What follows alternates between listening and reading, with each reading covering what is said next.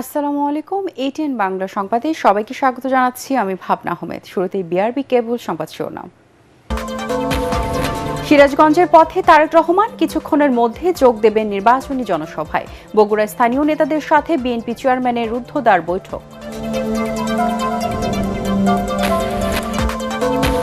বিতর্কিত কর্মকাণ্ডের কারণে ভোটে বড় একটি দলের ভরাডুবি হবে 14 গ্রামে জামায়াতের আমির। ভারত সরাসরি একটি বিশেষ দলের পক্ষ নিয়েছে, নাহিদ ইসলামের অভিযোগ। রাজধানী সহ সারা দেশে উত্তাপ ছড়াচ্ছে নির্বাচনী প্রচারণা। মিছিল মিটিংয়ে সরগরম পাড়া মহল্লা। নির্বাচনী মরণাস্ত্র ব্যবহারের পক্ষে নয় বিজিবি। রাজনৈতিক প্রতিহিংসা ভুলে দলগুলোকে সহিংসতা পরিহারের আহ্বান রাজনৈতিক বিশ্লেষক মাহবুবুল্লাহর। আক্রমণাত্মক আচরণ ভোটের পরিবেশকে অস্থিতিশীল করে তুলছে হাসান আহমেদ কিরণ। এবং বিদেশিদের নিউমোরিং কন্টেইনার টার্মিনাল পরিচালনার বৈধতা দিয়ে আদালতের রায়ের প্রতিবাদে শাটডাউন কর্মসূচি পালন করছেন চট্টগ্রাম বন্দরের শ্রমিকরা।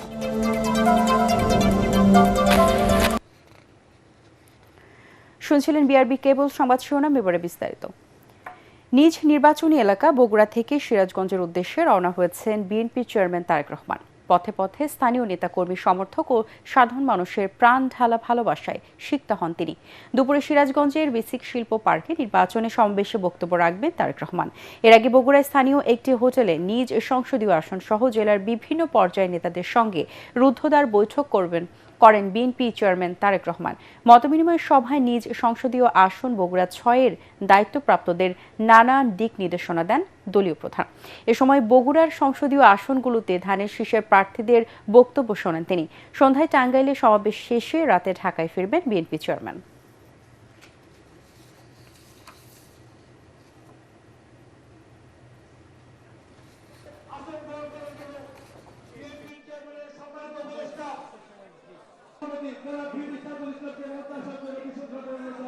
দর্শক, এই মুহূর্তে সিরাজগঞ্জে জনসভায় আছেন সহকর্মী মইনুল হাসান। সরাসরি যুক্ত হচ্ছি তার সাথে। মইন, জনসভায় তারেক রহমান কখন যোগ দেবেন?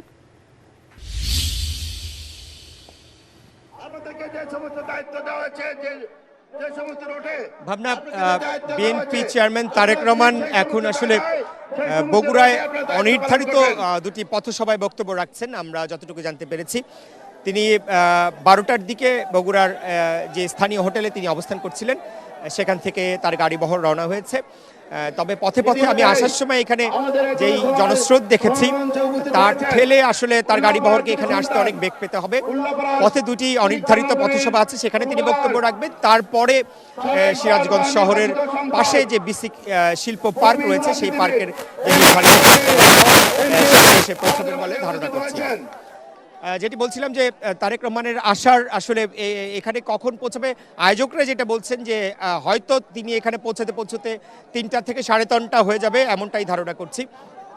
এখন আপনাকে যদি এখানকার পরিবেশ, এখানকার অবস্থা যদি বলতে চাই, এখানে পুরো এলাকা এখন আসলে সিরাজগঞ্জের নানা প্রান্ত থেকে, সিরাজগঞ্জ জেলার নানা প্রান্ত থেকে এবং পাবনা থেকেও আমরা দেখেছি যে নেতাকর্মীরা, আশেপাশের জেলার নেতাকর্মীরা এখানে আসছেন।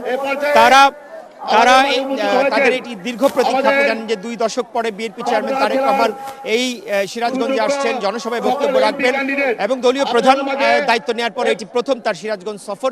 এই নানান কারণে এবং 12ই ফেব্রুয়ারি নির্বাচন যেটি সামনে রয়েছে, একেবারে কাছাকাছি চলে এসছে, এইসব সামগ্রিক বিষয়কে মাথায় রেখে নেতাকর্মীরা মধ্যে উৎসাহ, উদ্দীপনা, মানে নতুন একটি মাত্রা আমরা যোগ করেছে। সমগ্র সিরাজগঞ্জবাসীর আজকে যদি বলি তাহলে তাদের গন্তব্য হয়ে উঠেছে এই বিসিক শিল্প পার্ক এলাকা। এরই মধ্যে এই বিশাল এই এলাকাটি কিন্তু একেবারে খোলামেলা এবং বিশাল একটি মাঠ বলা যেতে পারে। এখনো এখানে তেমন ভাবে শিল্প নগরীর যে অবকাঠামো সেটি গড়ে ওঠেনি, সেই কারণে এই বিশাল এলাকায় কিন্তু এখন ছড়িয়ে ছিটিয়ে রয়েছে নেতাকর্মীরা। তীব্র রোদ, প্রখর রোদ উপেক্ষা করেই নেতাকর্মীরা আসছেন, মঞ্চের সামনে অবস্থান করছেন এবং আশেপাশে নেতাকর্মীরা অবস্থান করছেন। আমরা দেখছি যে সিরাজগঞ্জ শহর থেকে বিভিন্ন যে সড়কগুলো এখানে এসছে, সমস্ত সড়কগুলোতে আসলে নেতাকর্মীরা মিছিল নিয়ে আসছেন। মিছিলে এলাকা আসলে কিন্তু এখন প্রকম্পিত হয়ে উঠেছেন এবং বিএনপি চেয়ারম্যান তারেক রহমানের কাছ থেকে তারা যেটা প্রত্যাশা করছেন যে এই সিরাজগঞ্জ, তারা বলছেন যে সুষ্ঠু নিরপেক্ষ নির্বাচন হলে সিরাজগঞ্জবাসী সবসময় বিএনপির পক্ষে তাদের রায় দিয়ে এসছে। তারেক রহমানের এই সফরের পর তারা আশা করছেন যে ধানের শীষের তাদের ভাষায় যে জ্বর সৃষ্টি হয়েছে সেই জোয়ার আরো নতুন গতি পাবে এবং তারেক রহমান আজকে তারা আশা করছেন এখানে স্থানীয় অনেক সমস্যা রয়েছে নদী ভাঙন সহ, সেই সমস্যাগুলো অ্যাড্রেস করবেন এবং তারেক রহমান এই সিরাজগঞ্জকে নিয়ে এবং আশেপাশের যে জেলাগুলো নিয়ে বিএনপির যে পরিকল্পনা মহাপরিকল্পনা রয়েছে সেই পরিকল্পনা তুলে ধরবেন এমনটাই আশা করছেন এবং তারা এখানকার জনগণ অধীর আগ্রহ অপেক্ষা করছেন তাদের প্রিয় নেতা তারেক রহমানকে বরণ করে নেওয়ার জন্য। ভাবনা, সিরাজগঞ্জের ডিস্ট্রিক্ট শিল্প পার্ক থেকে এই ছিল আপাতত তারেক রহমানের নির্বাচনী সফর নিয়ে সর্বশেষ তথ্য। মঈন, আপনাকে ধন্যবাদ। 5 আগস্টের পরে বিতর্কিত কর্মকাণ্ডের কারণে এবারের নির্বাচনে একটি বড় দলের ভরাডুবি হবে বলে মন্তব্য করেছেন জামায়াত ইসলামীর আমির ডক্টর শফিকুর রহমান। এ সময় ভারতে সরাসরি একটি দলের পক্ষ নিয়েছে বলে অভিযোগ করে এনসিপির আহ্বায়ক নাহিদ ইসলাম বলেন, সব ষড়যন্ত্র ব্যর্থ করে দিয়ে 11 দলীয় জোট জনগণের রায় নিয়ে ক্ষমতায় আসবে। কুমিল্লা প্রতিনিধি খায়রুল হাসান মানিকের পাঠানো তথ্যচিত্র আরও জানাচ্ছেন মিজান শাহজাহান। রাত দিন এক করে কাজ করে যাচ্ছে। কুমিল্লার 14 গ্রামে নির্বাচনী জনসভায় অংশ নেন 11 দলীয় জোটের শীর্ষ নেতারা। এ সময় এনসিপির আহ্বায়ক নাহিদ ইসলাম বলেন, একটি দল আসন্ন নির্বাচনকে তাদের 16 বছরের আন্দোলনের ফসল বলে দাবি করে জুলাই অভ্যুত্থানকে অস্বীকার করছে। আমাদের পার্শ্ববর্তী দেশ তাদের একজন কূটনৈতিক বলেছেন যে 11 দলীয় জোট ক্ষমতায় ভোট চুরি ছাড়া যেতে পারবে না, অর্থাৎ তারা স্পষ্টভাবে একটি দলের পক্ষে অবস্থান নিয়েছেন। অনেকে মনে করছে এটা একটা বিচ্ছিন্ন ঘটনা, এটা একটা সাধারণ নির্বাচন, এটা গত 16 বছর তাদের লড়াইয়ের ফসল। যারা এটা মনে করছে তারা ভুল ভাবছে, তারা গণ অভ্যুত্থানকে অস্বীকার করার চেষ্টা করছে। সব অপকর্মের জবাব দিতে ভোটাররা অপেক্ষায় আছেন বলে হুঁশিয়ারি দেন খেলাফত মজলিসের আমির মাওলানা মামুনুল হক। 24-এর বিপ্লব পরবর্তী বাংলার মাটিতে দাঁড়িয়ে বলতে চাই, আর কোন মুনাফিক গোষ্ঠী বাংলাদেশ শাসন করতে পারবে না, বাংলার মানুষ সেটা মেনে নেবে না। বেকার ভাতার জন্য তরুণরা ফেসিবাদের বিরুদ্ধে যুদ্ধ করেনি বলে জানিয়ে জামাতের আমির ডাক্তার শফিকুর রহমান বলেন, 5 আগস্ট পরবর্তী বিতর্কিত কর্মকাণ্ডের দায় ভোটের বাক্সে প্রতিফলিত হবে। বাতিল সব তছনছ হয়ে যাবে ইনশাআল্লাহ। 5 তারিখের পর আপনারা দেখেছেন কার কি কর্মকাণ্ড, কার কি চরিত্র। আগেরটা রাখলাম, অতীতের খাতায় থাক, বর্তমান বিবেচনায় নিলেই বাংলাদেশের মানুষের জন্য সিদ্ধান্ত নেওয়া কঠিন হবে না ইনশাআল্লাহ। তিনি বলেন, যে দলের নেতাকর্মীরা মা বোনকে অসম্মান করে তাদের হাতে দেশ নিরাপদ থাকতে পারে না। যারা আমাদের মায়েদের ইজ্জতে হাত দেয়, আমার মায়ের পেটে লাথি মারে, আমার মায়ের কাপড় খুলে নেওয়ার জন্য হুঙ্কার দেয়, তাদের হাতে কি বাংলাদেশের 9 কোটি মা নিরাপদ? তো তারা মাথা গরম করলো কেন শীতের দিনে? এখন তো মাঘ মাস, নাকি এখন চৈত্র মাস?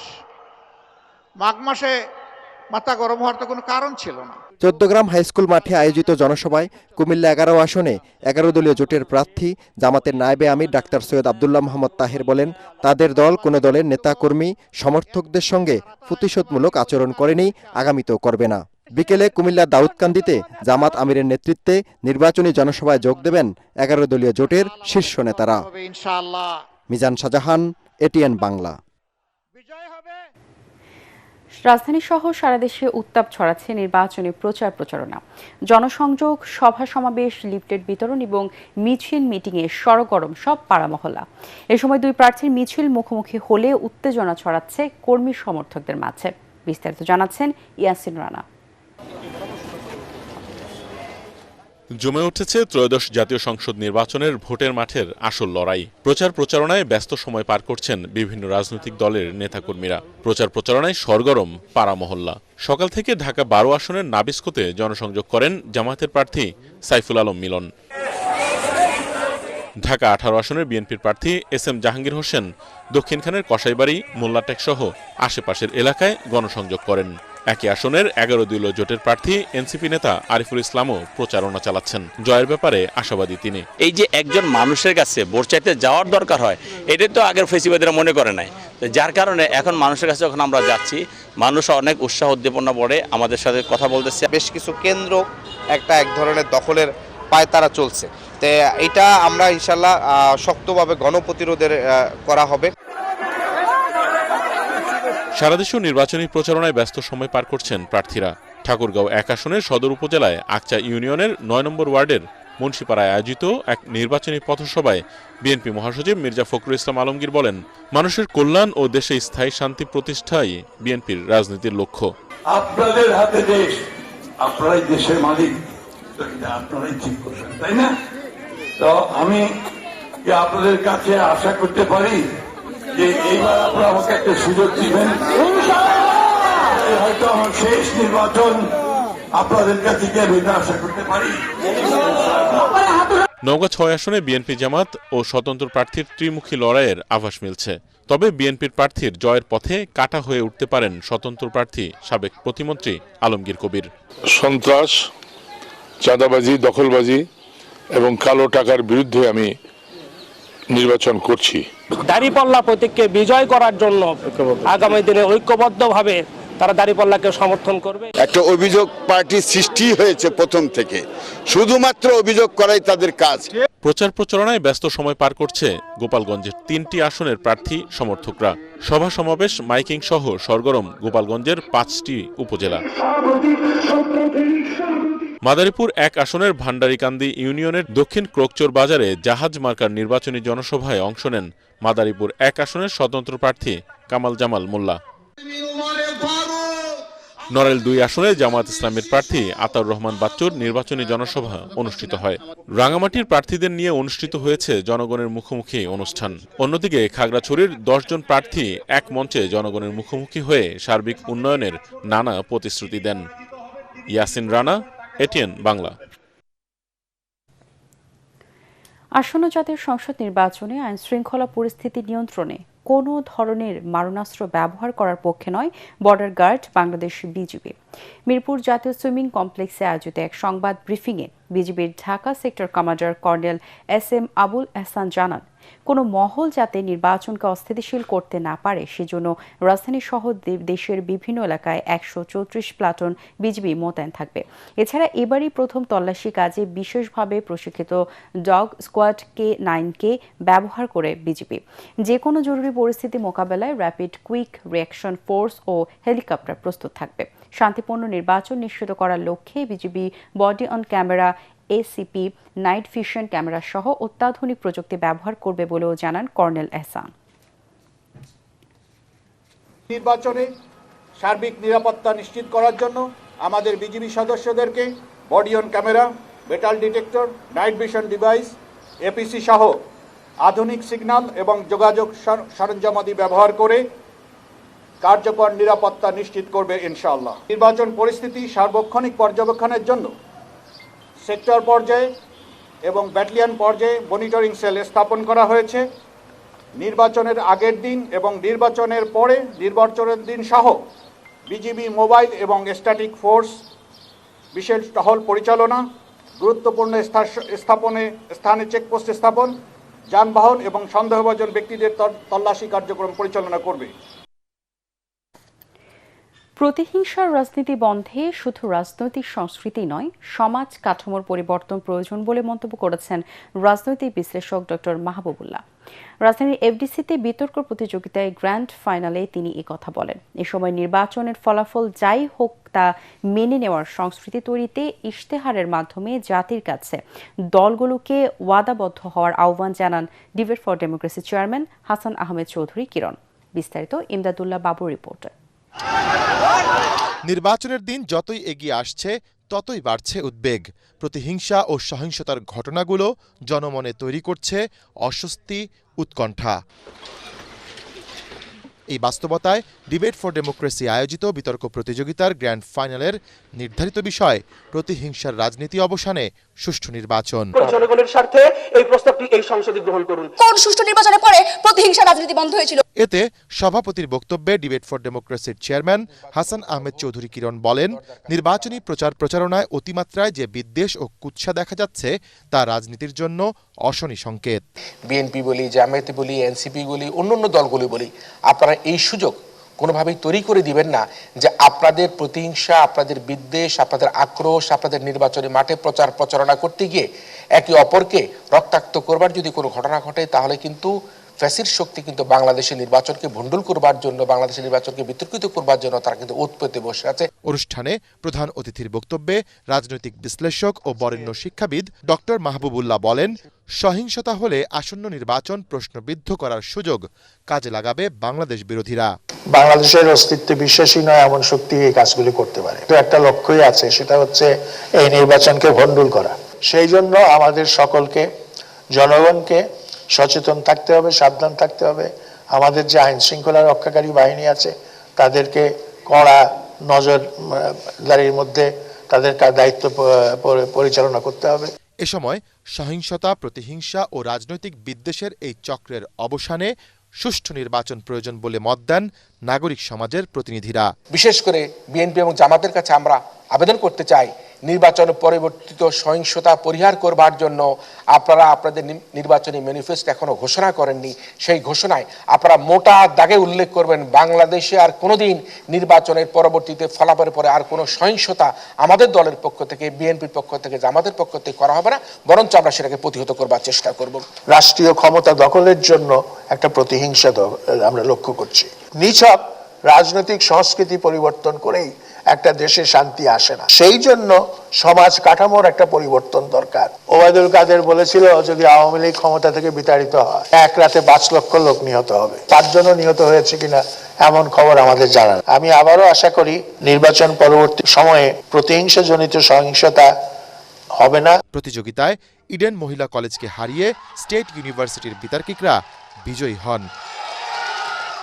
বিজয়ীদের হাতে এ সময় 2 লাখ এবং রানার আপ দলের হাতে 1.5 লাখ টাকার চেক ও ট্রফি তুলে দেন অতিথিরা। ইমদাদুল্লাহ বাবু, ATN Bangla, Dhaka. New Mooring container terminal বিদেশি প্রতিষ্ঠান ডিপি ওয়ার্ল্ডকে লিজ দেওয়ার প্রতিবাদে চট্টগ্রাম বন্দরে কর্মবিরতি পালন করছেন শ্রমিকরা। জাতীয়তাবাদী শ্রমিক দলের আহ্বানে এবং শ্রমিক কর্মচারী ঐক্য পরিষদের সমর্থনে তারা এই কর্মসূচি পালন করছেন। সকাল 8টা থেকে শুরু হয়েছে এই কর্মবিরতি, চলবে বিকেল 4টা পর্যন্ত। কর্মসূচির সমর্থনে বন্দর এলাকায় বিক্ষোভ মিছিল ও সমাবেশ করেন শ্রমিকরা। এ সময় সম্ভাব্য চুক্তি থেকে সরকারকে সরে আসার আহ্বান জানান তারা। অন্যথায় বন্দর অচলের ডাক দেওয়ার হুঁশিয়ারি দেন তারা। এদিকে কর্মসূচির কারণে সকাল থেকে বন্দরে প্রবেশ করতে পারছে না পণ্যবাহী লরি ও ট্রাক, বিঘ্নিত হচ্ছে বন্দরের কার্যক্রম।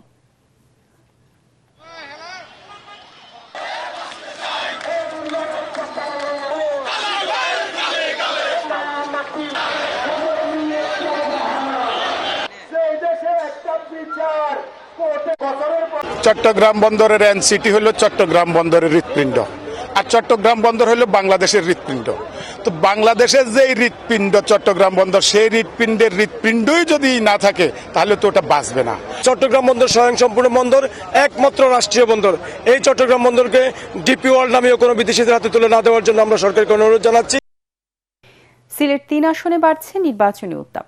এই আসনে বেশি আলোচনায় আছেন বিএনপি চেয়ারপারসনের উপদেষ্টা আব্দুল মালিক। তাকে টেক্কা দিতে গণসংযোগ চালিয়ে যাচ্ছেন জাতীয় পার্টির আতিক রহমান এবং খেলাফত মজলিসের মুসলেউদ্দিন রাজু। ভোটাররা চান প্রার্থীদের দেওয়া প্রতিশ্রুতির বাস্তবায়ন। সিলেট থেকে মনির হোসেন তপুর রিপোর্ট।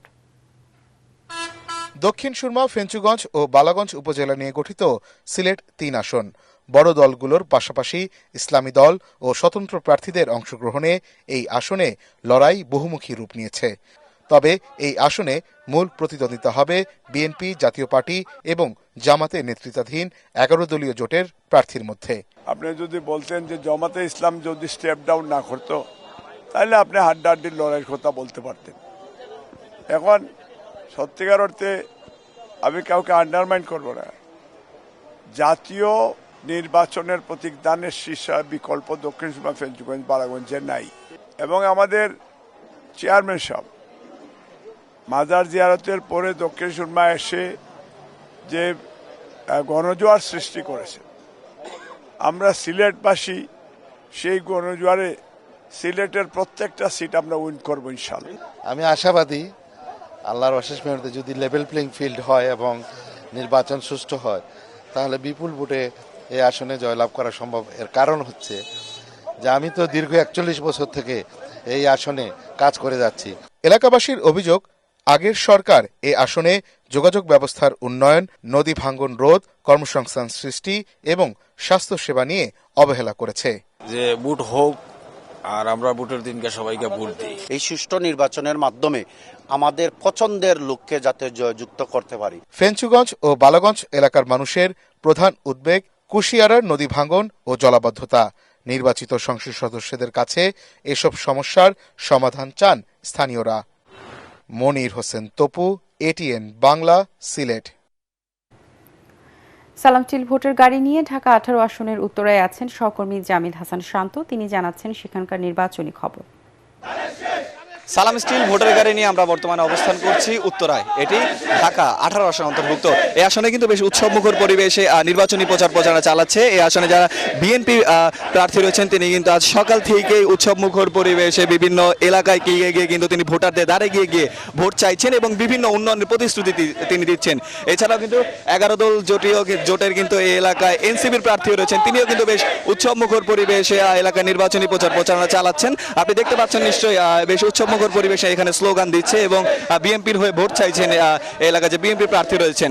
আপনাকে জানিয়ে রাখতে চাই এলাকায় কিন্তু ভোটারের সংখ্যা রয়েছে বিপুল পরিমাণে, প্রায় 6,13,000-এরও বেশি ভোটার রয়েছে ঢাকায় 18 আসনে। সালাম স্টিল ভোটের গাড়ি নিয়ে এই ছিল আমার কাছে ঢাকা 18 আসন থেকে নির্বাচনী প্রচারণার সর্বশেষ খবর। জাকাতের সুষ্ঠু ব্যবস্থাপনার মাধ্যমে দারিদ্র্য বিমোচন সম্ভব বলে মন্তব্য করেছেন ধর্ম উপদেষ্টা ডক্টর আ.ফ.ম. খালিদ হোসেন। রাজধানী বেইলি রোডের অফিসার্স ক্লাবে সেন্টার অফ জাকাত ম্যানেজমেন্ট CJM আয়োজিত চতুর্থদশ জাকাত ফেয়ারের মাধ্যমে অনুষ্ঠানে তিনি এসব কথা বলেন। ধর্ম উপদেষ্টা বলেন, সঠিকভাবে জাকাত দিলে শুধু অভাবী মানুষেরাই উপকৃত হবেন না, তারা আত্মনির্ভরশীল হয়ে সমাজে অবদান রাখতে পারবেন। এবার 1 লক্ষ কোটি টাকার জাকাত সংগ্রহ করার সম্ভাবনা রয়েছে বলে জানান আয়োজকরা।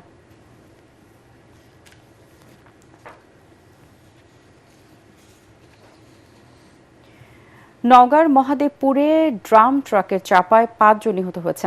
উপজেলার পাটকাঠি এলাকায় এই দুর্ঘটনা ঘটে। নিহত 5 জনের বিষয়টি নিশ্চিত করেছেন মহাদেবপুর উপজেলা স্বাস্থ্য কমপ্লেক্সের আবাসিক মেডিকেল অফিসার ইমরুল কায়েস। নিহতরা হলেন উপজেলার নূরপুর এলাকার বিপুল পাহান ও সঞ্জু রাও এবং অজ্ঞাত 3 জন। মহাদেবপুর ফায়ার সার্ভিস ও সিভিল ডিফেন্সের ভারপ্রাপ্ত স্টেশন অফিসার আবুল কাশেম বলেন, ড্রাম ট্রাকটি মহাদেবপুর থেকে পত্নীতলার দিকে যাচ্ছিলেন। পথে ট্রাকটি নিয়ন্ত্রণ হারিয়ে একটি ভ্যানকে চাপা দেয়। এতে ঘটনাস্থলে 2 জন নিহত হয়। 3 জনকে উদ্ধার করে উপজেলা স্বাস্থ্য কমপ্লেক্সে মারা যায়।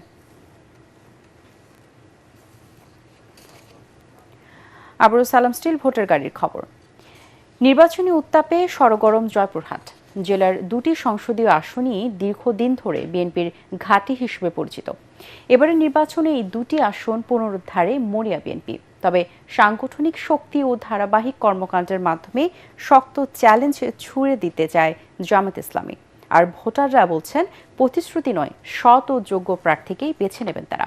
জয়পুরের প্রতিনিধি রফিক রহমানের পাঠানো রিপোর্ট জানাচ্ছেন আসফুর রহমান সাগর।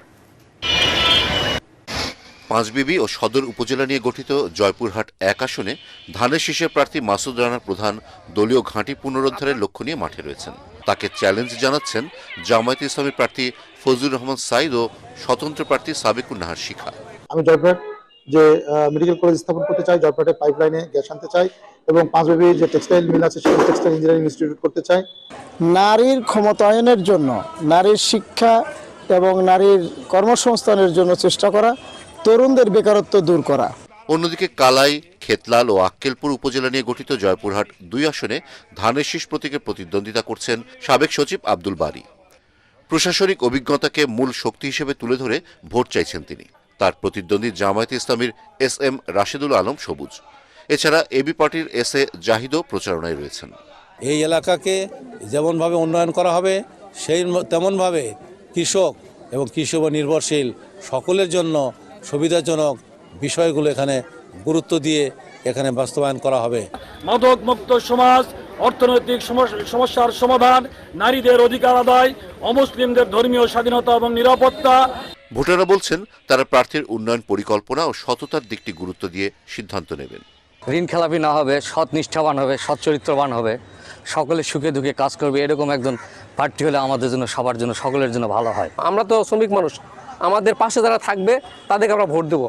আমাদের বিপদে আপদে তাকে স্মরণ করে যেন পাই আমরা। প্রার্থীদের গ্রহণযোগ্যতার এই লড়াইয়ে শেষ পর্যন্ত ভোটাররা কাকে বেছে নেবেন সেই আলোচনাই চলছে পাড়া মহল্লায়। Bureau report, ATN Bangla. সালাম স্টিল ভোটের গাড়ি নিয়ে বাগেরহাট 1 আসনে আছেন সহকর্মী খায়রুল ইসলাম। তিনি জানাচ্ছেন সেখানকার নির্বাচনী হালচাল। সালাম স্টিল ভোটের গাড়ি নিয়ে আমি এই মুহূর্তে রয়েছি বাগেরহাট জেলার 1 আসনে। এটি একেবারে বাগেরহাট জেলার শেষ প্রান্ত। এরপরে কিন্তু গোপালগঞ্জ জেলা শুরু হয়েছে। আমরা কিন্তু সকাল থেকেই এই বাগেরহাটের 1 আসনে ঘোরাঘুরি করছি, এখানকার ভোটারদের সঙ্গে কথা বলেছি, এখানকার প্রার্থী যারা আছে তাদের কিন্তু নির্বাচনী প্রচারণা করতে দেখেছি। এই ভোটাররা আমাদেরকে জানিয়েছেন যে তাদের এই আসনটিতে নানা ধরনের সমস্যা রয়েছে। তার মধ্যে সবচেয়ে গুরুত্বপূর্ণ যে সমস্যা সেটি হচ্ছে যোগাযোগের যে ব্যবস্থা রয়েছে তা কিন্তু একেবারে বেহাল অবস্থায় রয়েছে। তারা বলছেন যে এর আগে যারা এই আসনে ক্ষমতায় ছিলেন তারা কিন্তু তেমন কোনো উন্নয়নের জন্য তেমন কোনো ভূমিকা রাখেনি। তাই তারা চাইছেন এবার একজন যোগ্য প্রার্থী যিনি তাদের এই আসনকে উন্নয়নে কাজ করবেন এমন একজন প্রার্থীকেই তারা নির্বাচিত করতে চাচ্ছেন। প্রার্থীরাও কিন্তু এ ধরনের নানা প্রতিশ্রুতি দিচ্ছেন যে তারা নির্বাচিত হলে এই আসনে উন্নয়ন করবেন, এই আসনকে উন্নয়নের রোল মডেল হিসেবে তৈরি করবেন। সালাম স্টিল ভোটের গাড়ি নিয়ে এই ছিল আমার কাছ থেকে সর্বশেষ খবর। এবারে পূবালী ব্যাংক বাণিজ্য সংবাদ।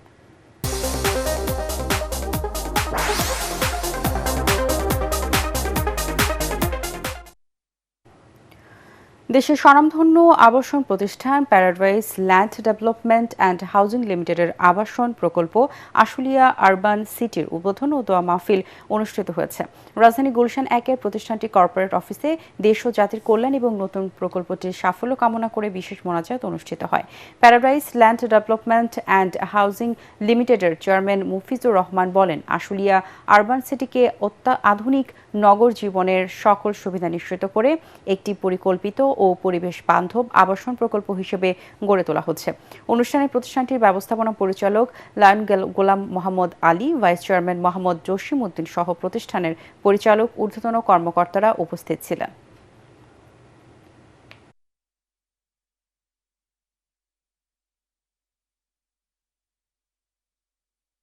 এবারে সন্ধানী লাইফ ইন্স্যুরেন্স আন্তর্জাতিক সংবাদ।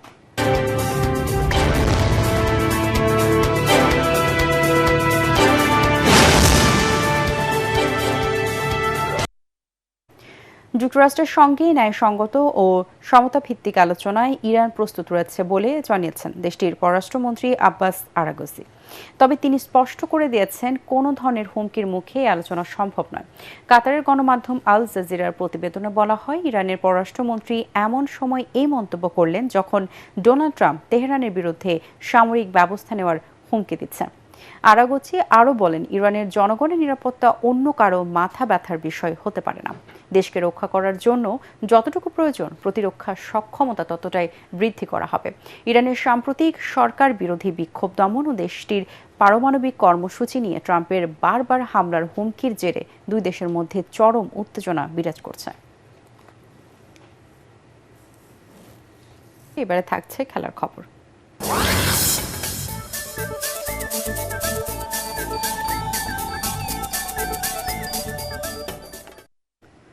বছরের প্রথম গ্র্যান্ড স্ল্যাম অস্ট্রেলিয়ান ওপেন টেনিসে নারী এককের ফাইনালে আজ ওয়ার্ল্ড নাম্বার 1 আরিনা সাবালেঙ্কার বিপক্ষে লড়বেন এলিনা রিভাকিনা। 3 বছর আগে রড লিভার অ্যারেনায় কাজাখস্তানের রিভাকিনাকে হারিয়েই প্রথম গ্র্যান্ড স্ল্যাম জিতেছিলেন বেলারুশের সাবালেঙ্কা। প্রথম 3বার ফাইনালে উঠে 2বার চ্যাম্পিয়ন হন বেলারুশ তারকা। আর টানা 4বার অস্ট্রেলিয়ান ওপেনের ফাইনালে উঠে ইভন গুলাগং ও মার্টিনা হিঙ্গিসের রেকর্ড স্পর্শ করেন 27 বছর বয়সী সাবালেঙ্কা। এদিকে প্রতিদ্বন্দ্বিতাপূর্ণ ম্যাচে জেসিকা পেগুলাকে পরাজিত করে ফাইনালে ওঠেন রিভাকিনা। একটি মাত্র মেজর জয়ী এই কাজাখ কন্যা মেলবোর্নের রড লেভার অ্যারেনায় মুখোমুখি হবেন বিশ্বের 1 নম্বর তারকা আরিনা সাবালেঙ্কার।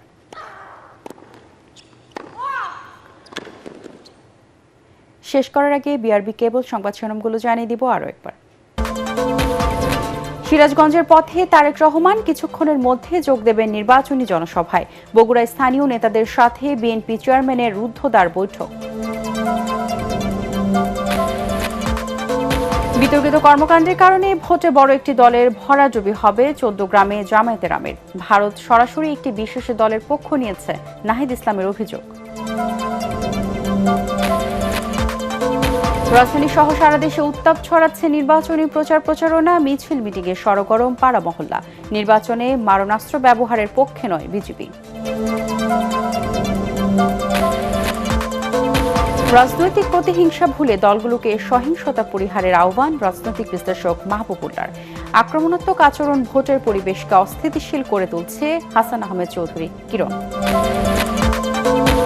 এবং বিদেশিদের নিউ মোরিং কন্টেইনার টার্মিনাল পরিচালনার বৈধতা দিয়ে আদালতের রায়ের প্রতিবাদে শাটডাউন কর্মসূচি পালন করছেন চট্টগ্রাম বন্দরের শ্রমিকরা।